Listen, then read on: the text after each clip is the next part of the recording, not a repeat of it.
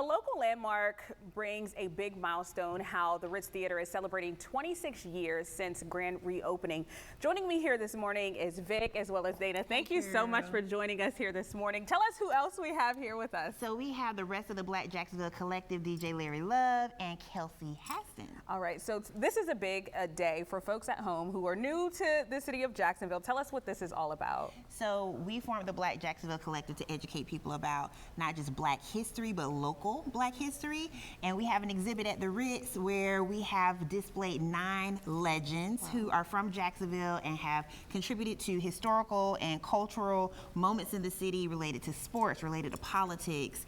And we have Vic, who's our visual artist, who expressed that through paint. And we also had some historical research that we did that we'll be sharing. Yeah, Vic, we are in some trying times, some may say, right?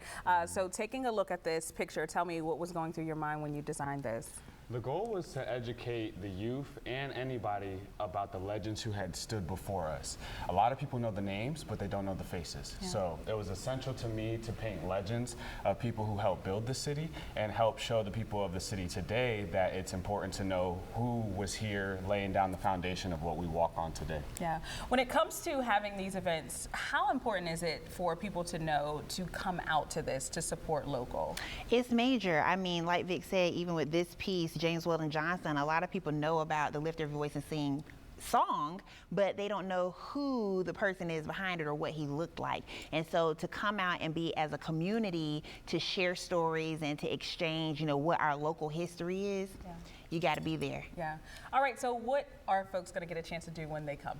So we're doing an artist talk. We have Latrina Dowdell is going to be our moderator. She's part of the Mayor's African American Advisory Board, and she's going to help us start this conversation about those local stories. So we have Coach Al Austin. He is featured in the project. He is the winningest coach in Duval County from Ribault High School. We have Anita Garner. We have the Pearson kids. If anybody knows about Axe Handle Saturday, their dad, Rutledge Sr., was the NAACP president. They're going to be there to talk about his story and his contribution to Jacksonville civil rights. Wow, these two people, very amazing. They woke up early to join us this morning. Tell me, what are some of the things that they're going to get a chance to do while they're there? You said DJ. I love music, so that's my thing.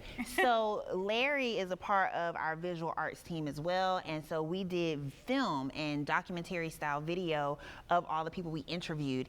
And then Kelsey comes in. She's the brilliant mind behind the research, and she helped us not only contextualize their personal narratives, but put them in a timeline about what was going on politically and socially in Jacksonville for Black folks. Wow. Sometimes it's hard for people to condense all of that into one, so even seeing it visually, it helps some. I know when I was in school, visual arts helped you learn and remember too at that. So when you're painting, I can't do that, I can tell you. But what are some of the things you're helping inspire the youth when they are coming to see this artwork? Just an alternative way on how to learn, even if you can't necessarily remember their facts or who they are, by hopefully jogging their memory with this visual representation, painting them in a large orientation. That's my goal with going big, going bold, making sure that you can remember something that's going to contrast against what is this historic image. Yeah. All right, so if anyone's interested in coming out, how do they learn about this? Yeah, so we have 100 people RSVP for tomorrow, so get there early if you want to get a seat. But the exhibit will be on display through January 2026, and you can always make a donation to help us continue our research and further the Black Jacksonville Collective's work. All right. Thank you so much for joining us here this morning. They do have voices, folks. I tell you, we'll get a chance to talk to them and come back to Good Morning Jacksonville and make sure you help us DJ. We had a DJ last weekend joining us, so sometimes we can. He's gonna do double duty. Yes. Double duty. Triple duty, all right? All right, thank you so much. We are gonna get over to Lee Southwick. Lee.